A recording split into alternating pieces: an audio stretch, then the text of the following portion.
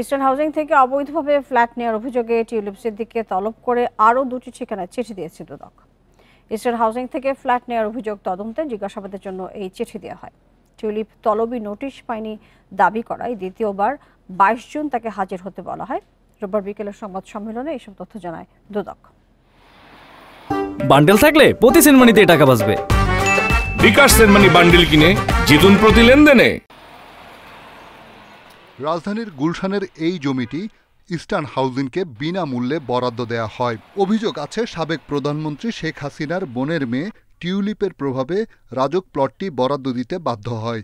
দুদক দাবি করছে বিনিময়ে সেখানে নির্মিত ভবনে টিউলিপকে একটি ফ্ল্যাট দেয় ইস্টার্ন হাউজিং। এ বিষয়ে টিউলিপকে প্রধান আসামি করে 3 জনের বিরুদ্ধে 15 এপ্রিল মামলা করে দুদক। সংস্থাটি বলছে আত্মপক্ষ সমর্থনের অংশ হিসেবে টিউলিপকে তলব করা হয়েছে।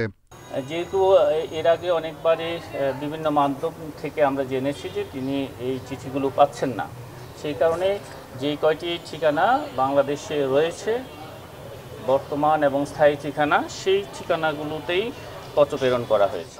এর আগে মে মাসে ধানমন্ডি 32, গুলশান ও সুধা সদনের বাড়িতে টিউলিপের তলবি নোটিশ পাঠানো হয়। সেই চিঠি টিউলিপ পাননি এমন দাবির মুখে আগের 3 ঠিকানা সহ এবার রাজধানীর শ্যামলী ও নিউ মার্কেট এলাকার আরও 2 ঠিকানায় আবার পাঠানো হয় নোটিশ। বাংলাদেশের নাগরিক আছেন এবং সেই হিসাবেই তার এখানে বাংলাদেশে যে ঠিকানাগুলো রয়েছে সেই ঠিকানাগুলোতেই পত্র প্রেরণ করা হয়েছে।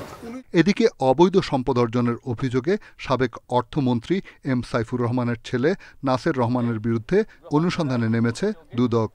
ইতিপূর্বে দুর্নীতি কমিশন থেকে মামলা রুজু করা হয়েছিল। রিশাদ হুদা, ইন্ডিপেন্ডেন্ট নিউজ, ঢাকা।